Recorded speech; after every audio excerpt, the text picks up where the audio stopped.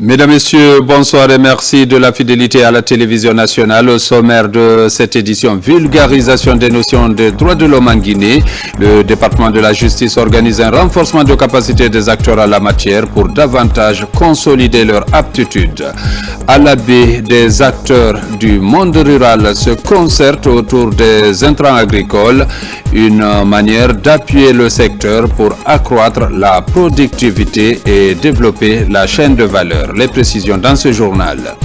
Des ONG et autres structures étatiques se concertent autour de l'institutionnalisation d'une journée nationale des patients, un programme qui vise à améliorer la prise en charge des malades. C'est tout pour les titres.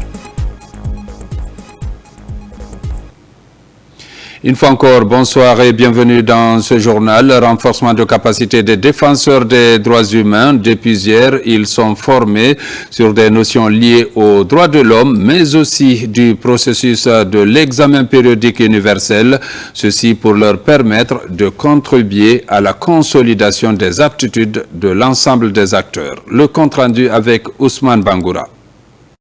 Les membres du mécanisme national de rapportage et de suivi des recommandations font feu de tout bois pour réussir le 4e examen périodique universel 2025 devant le groupe de travail du Conseil des droits de l'homme. Vous n'êtes pas sans savoir que notre pays a de nombreux défis en matière des droits de l'homme et il appartient à ma direction de transformer ces défis en opportunités pour que nous puissions continuer la promotion et la protection des droits de l'homme.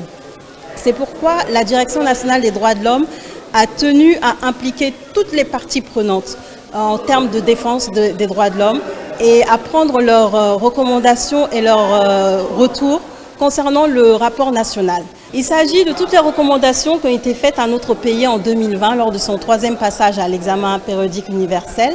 Donc ces thématiques touchent aussi bien le genre, les violences basées sur le genre, les personnes en situation de handicap ou encore les personnes vulnérables, les droits civils, politiques et sociaux, mais aussi le droit à l'alimentation et autres. Cette rencontre permettra aux acteurs de faire face aux multiples exigences liées à la soumission des rapports ainsi qu'au du suivi de la mise en œuvre des recommandations issues de ces mécanismes. Au nom du Haut Commissariat des Nations Unies aux droits de l'homme, je tiens à réitérer notre soutien indéfectible à la Guinée dans ce processus.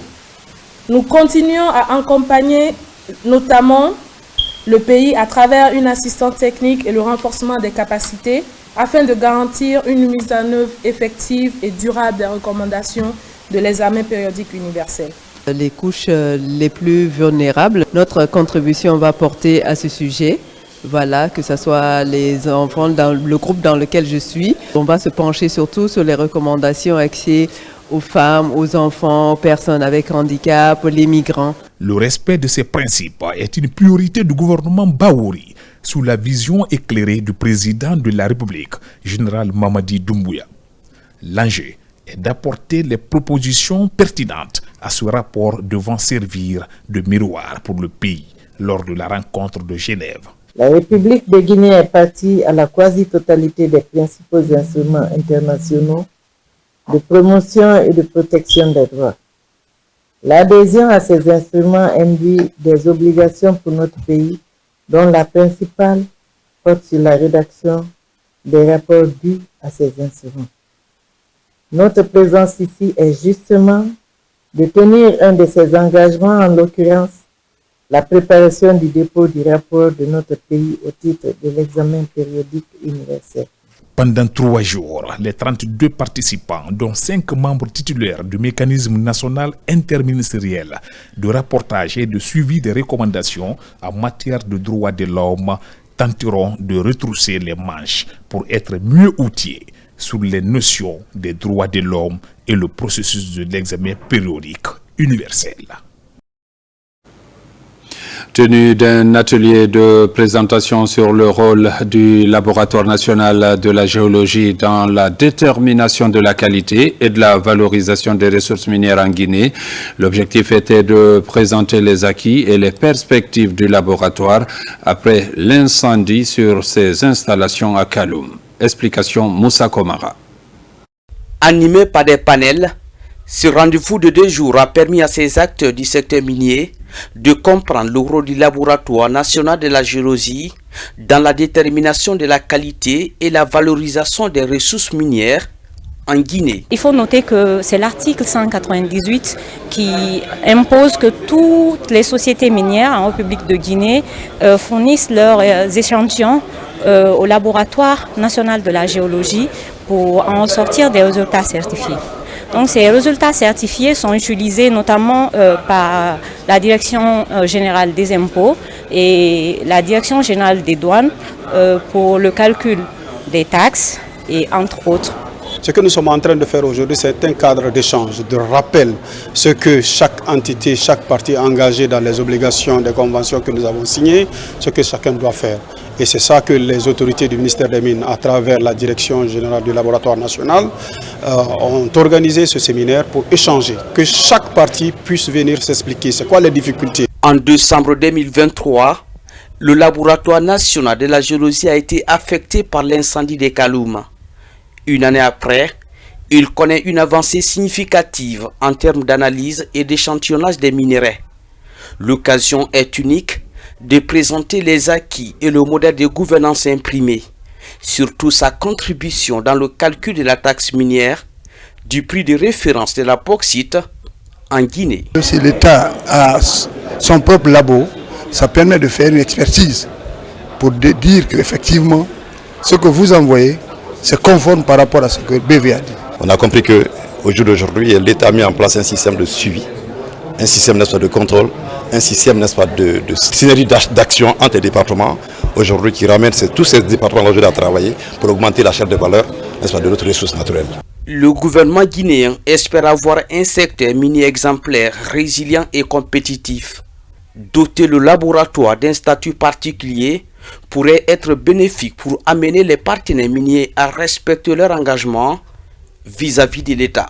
Nous demandons leur accompagnement pour d'abord renforcer le statut du laboratoire en mettant à leur disposition un CA et après, maintenant, les demander de faire comme la douane ou les impôts par rapport à la contribution financière dans le trésor public. Le ministre des Mines salue les efforts consentis par l'équipe du laboratoire national et rassure tout l'engagement du gouvernement à faire de cet outil de gestion et de contrôle une référence internationale. Il est extrêmement important de doter le laboratoire national de géologie de moyens humains,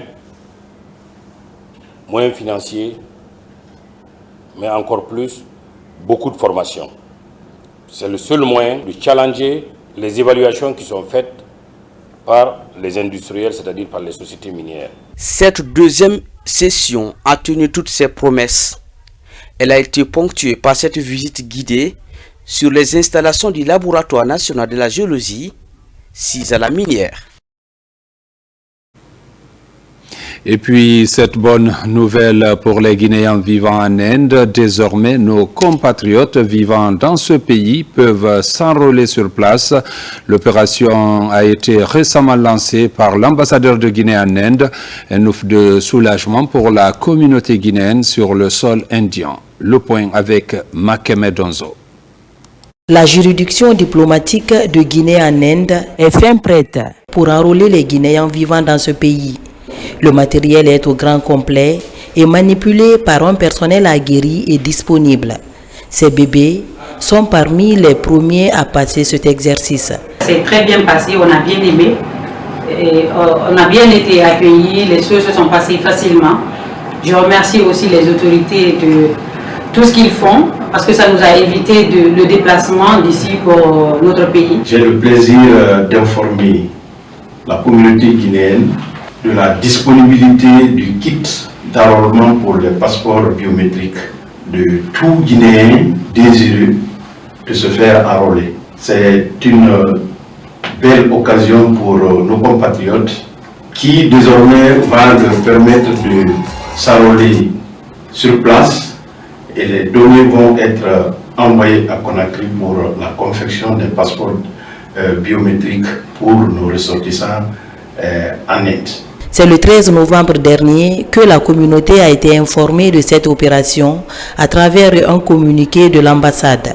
Le souhait de l'ambassadeur Alassane Conté est de délivrer des passeports à tous les Guinéens résidant en Inde. Le personnel diplomatique est suffisamment outillé pour enrôler le Guinéen, qu'il soit de passage ou résident, n'est-ce pas, à New Delhi. Tout Guinéen se trouvant, n'est-ce pas, dans les autres juridictions de notre mission diplomatique peut venir s'enrôler et dans les 2 semaines à 1 mois, le passeport pourrait être disponible. Cette opération d'enrôlement est une politique gouvernementale qui permet aux Guinéens de la diaspora de disposer de leur passeport biométrique où qu'ils se trouvent. Bientôt les audiences foraines administratives, elles visent aussi à réguler les citoyens sans acte de naissance. Le lancement de l'opération a eu lieu ce jour au compte de la session d'appropriation des magistrats et cadres du ministère de l'administration du territoire et de la décentralisation. Reportage Amadou Touré. À cause du dépassement du délai prévu par la loi pour l'acquisition d'un extrait de naissance, nombreux Guinéens manquent ce document administratif très utile pour tout acte administratif et de citoyenneté. Pour corriger cette situation, le gouvernement lance à partir de cette rencontre les audiences foraines administratives de régularisation des citoyens sans acte d'état civil au compte de la session d'appropriation des magistrats et des cadres du ministère de l'administration du territoire et de la décentralisation. C'est la justice qui sort du ministère, du palais de justice pour aller à l'encontre des citoyens. Donc ça veut dire que l'État s'organise à ce que l'acte de naissance ou le jugement supplétif tenant lieu d'acte de naissance et la transcription de ce jugement dans les livres de l'État civil vont venir vers les citoyens et les délivrer cet acte gratuitement dans leur commune. Il s'agit d'une activité fondamentale dans le chronogramme de la transition visant à accélérer les préparatifs des futures échéances électorales. Elle concerne les personnes âgées de 10 ans et plus qui n'ont pas d'acte de naissance. La cérémonie de ce matin marque le début en fait, des opérations qui vont nous mener vers le scrutin référendaire, c'est-à-dire les audiences foraines. Nous travaillons avec les magistrats, mais également avec les officiers d'état civil pour permettre en fait d'aller au plus profond de nos territoires pour identifier les personnes à partir de 10 ans qui n'ont pas d'acte de naissance. En étant une activité complexe et rigoureuse, les autorités demandent à l'occasion de ce lancement une souplesse des agents recenseurs lors de ces opérations pour apporter tout le succès à ce travail.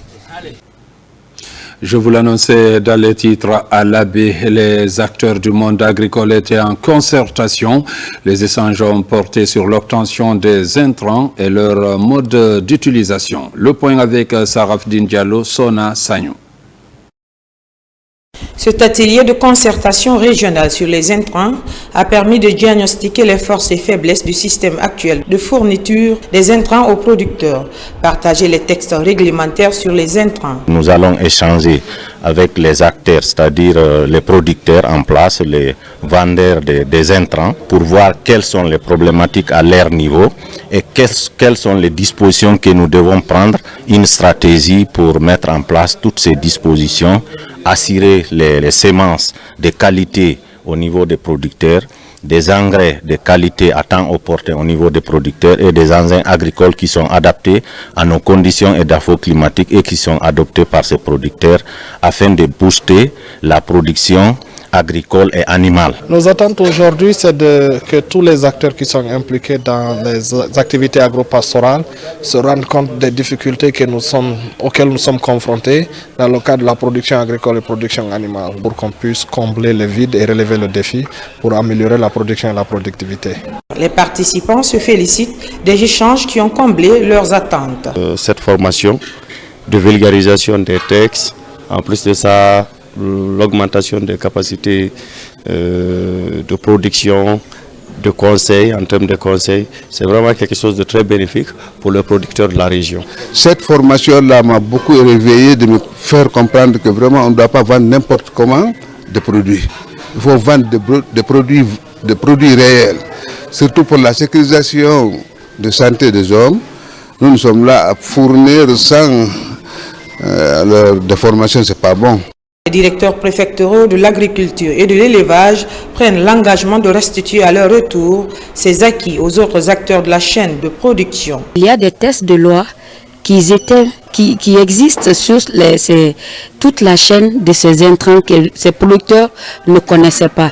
Et donc ceux qui sont avec nous, ils vont nous servir de paysans relais afin de sensibiliser aussi les autres producteurs et tous ceux qui sont vraiment dans la filière des intrants agricoles. Cet atelier régional de concertation sur les intrants tenu à la baie a regroupé tous les acteurs de la chaîne de production des régions de la baie et Mamou. Désormais, ils pourront fournir aux populations des intrants de qualité suivant la feuille de route du ministère de l'Agriculture et de l'Élevage. À Bokeh, le programme alimentaire mondial PAM vient de mettre à disposition des paysans du district de Cabo Caria un magasin de stockage des produits agricoles, mais aussi des outils agricoles. L'idée vise à accompagner l'État guinéen dans son programme de lutte contre l'insécurité alimentaire dans le pays. Plus de détails avec Younousa Tawel Kamara. Il s'agit de ce magasin de stockage des produits agricoles d'une capacité de 50 tonnes, de machines agricoles et d'étuvage, mais aussi des semences données par le programme alimentaire mondial PAM aux paysans agriculteurs du district de Bokaria dans la sous-préfecture de Kolaboui. C'est dans le cadre du projet Village Fin Zéro pour mieux renforcer la chaîne de valeur du riz, améliorer la productivité et la transformation du secteur agricole en vue de lutter contre l'insécurité alimentaire dans la contrée. Si vous faites bon travail, on peut donner promotion à paix. Paix pour nous allons donner un peu d'équipement, un peu de formation, un peu d'autres choses. De l'autre côté du district de Bokaria, le PAM, à travers l'ONG SEAD, Centre d'études et d'appui au développement, a réalisé également ce champ de riz. Ici, c'est la semence chinoise bien rentable qui est utilisée. Cette variété chinoise, c'est une variété hâtive qui nous permet de faire 2 à 3 récoltes dans l'année. Nous avons encadré un groupement, le groupement du nom de Waratia. La première fois, il était question de mettre en valeur une superficie de 5 hectares de périmètre risicole. Et cette première phase du projet, ça a vraiment été un succès. Sous autre appui du programme alimentaire mondial PAM en faveur des petits exploitants agricoles de Bokaria vise à accompagner l'État guinéen en vue d'assurer l'autosuffisance alimentaire dans le pays. Éducation à Macenta, le président de la République, à travers la famille du général Amara Kamara, a offert des kits scolaires aux meilleurs élèves des examens de passage des classes intermédiaires. La cérémonie de remise a mobilisé l'ensemble des acteurs du système éducatif ainsi que les autorités administratives. Reportage lancé Kamisoko. De la joie, de la fierté et de la reconnaissance dans les concessions scolaires de la préfecture de Macenta. C'est suite au don de fournitures scolaires du chef de l'État aux lauréats des examens nationaux et aux meilleurs élèves des classes intermédiaires. Monsieur le Président, merci. Aux autres citoyens de Macenta, aux autres cadres de Macenta, aux autres opérateurs économiques de Macenta, je voudrais lancer le même appel de suivre le pas du président de la République pour que Macenta puisse aller de l'avant en matière de formation et d'éducation des enfants. J'ai été la première des filles. Je remercie le président général Mamadi Doumbouya avec son gouvernement. Je remercie monsieur le député de Macenta. Je remercie les enseignants et les enseignantes. Et je remercie les donateurs. Je remercie le donateur, le général président Mamadi Doumbouya. Et au nom de tous les parents d'élèves de la province de Macenta, je les remercie. Sous appui du président de la République, à travers la famille du général Amara Kamara, est un coup de pouce au système éducatif guinéen vers l'excellence. Nous remercions très sincèrement le président de la République, chef de l'État, chef suprême des armées, le général d'armée Mamadi Doumbouya, pour cette offre d'une importante cargaison de kits scolaires aux meilleurs élèves de Massanta. C'est l'occasion encore de lui remercier pour tout ce qu'il est en train de faire pour l'amélioration du système éducatif. La remise de ces kits vient soutenir la politique du ministère de l'enseignement préuniversitaire et de l'alphabétisation visant à créer de l'émulation en milieu scolaire. Dans l'actualité encore, la semaine nationale de la recherche scientifique et de l'innovation se poursuit. Cette année, le prix annuel au meilleur projet de recherche et d'innovation porte sur le développement durable, l'environnement, l'intelligence artificielle ou encore le digital. Reportage Mounir Bari, Amara Kobasouma. Le ministère de l'enseignement supérieur s'est doté d'une politique nationale de la recherche scientifique et de l'innovation dans l'optique de promouvoir une meilleure gouvernance dans le secteur de la science, de l'éducation et booster les projets de développement initiés par le gouvernement, notamment le projet Simandou. Pour y arriver, les experts guinéens et étrangers partagent les bonnes pratiques en marge de la 2e édition de la Scénarii. L'objectif est de galvaniser les créateurs des projets innovants liés au développement durable du pays. Nous attendions 15 candidats par discipline. Nous avons estimé que le prix il se veut sélectif. Il est strict. Donc nous sommes arrivés avec 5 candidats pour la recherche et 11 candidats pour l'innovation. Donc nous travaillons aujourd'hui à délibérer. Nous aurons encore les auditions des candidats innovation qui se fait de façon très accentuée. Un travail de qualité a été fait par les candidats. La recherche, il faut avoir les idées, il faut avoir la motivation, il faut avoir la connaissance. Mais derrière l'idée, derrière les connaissances, il faut que nous puissions vraiment avoir un financement. Et aller aussi dans le sens vraiment des financements innovants. Les projets et programmes qui sont dans l'agenda des chercheurs et innovateurs sont en adéquation avec les priorités gouvernementales. Il s'agit par exemple de la gouvernance, du développement rural, l'environnement, le digital ou encore de l'intelligence artificielle. C'est une semaine de promotion de la recherche et l'innovation. Il faut qu'on continue à organiser cette semaine donc, pour attirer non seulement l'attention sur nos centres de recherche, augmenter l'intérêt que les enfants ont pour la science, la recherche et l'innovation. La recherche scientifique est célébrée chaque année à travers un prix annuel. Les différentes recommandations seront d'ores et déjà capitalisées. Plaider auprès des autorités pour l'institutionnalisation d'une journée nationale des droits des patients en Guinée. Tel est l'objectif d'une rencontre initiée par le collectif interassociatif pour le plaidoyer et la promotion des droits des patients. La rencontre a réuni les professionnels de santé, experts juridiques et responsables politiques, entre autres. Le point avec Sona Sagnou. Malgré les efforts fournis dans le secteur de la santé en matière de droits des patients, droit à la dignité, droit à l'information, beaucoup reste à faire. Pour y remédier, le collectif interassociatif pour le plaidoyer et la promotion des droits des patients plaide auprès des autorités pour l'institutionnalisation d'une journée nationale des droits des patients en République de Guinée. Nous sommes venus pour faire un plaidoyer au niveau de l'État, des institutions, pour que nous ayons une journée nationale des droits des patients. Et nous avons jugé nécessaire d'inviter les médecins, les sages-femmes et les organisateurs de la société civile. Tout un chacun a été victime. C'est la manière qui diffère. C'est pour vous dire qu'on a largement besoin d'informer la communauté à la base. La communauté, quand elle n'est pas informée, elle ne peut pas savoir à quoi s'attendre. L'information doit être au centre de tout. Dans la salle de conférence du CADESO de Donka, les droits des patients et les enjeux de leur prise en charge sont au centre des échanges entre les participants. Des médecins qui faillissent, entre autres, à leurs obligations, à leurs serments dans l'exercice de leur profession. Pour le cas Massila, c'était des médecins qui devaient être là pour la protéger, pour la soigner, pour la mettre en confiance, qui se sont révélés être les bourreaux de Feu Massila. Cette thématique, elle est essentielle lorsqu'on fournit des efforts conséquents pour permettre aux patients d'entrer dans leurs droits, mais aussi pour donner les moyens au corps médical de respecter le droit des patients, on améliore de façon substantielle la qualité des soins qui sont offerts dans nos structures. Cette initiative du collectif interassociatif pour le plaidoyer et la promotion des droits des patients autour de la protection des droits des patients et l'amélioration de leur prise en charge est financée par Soltis.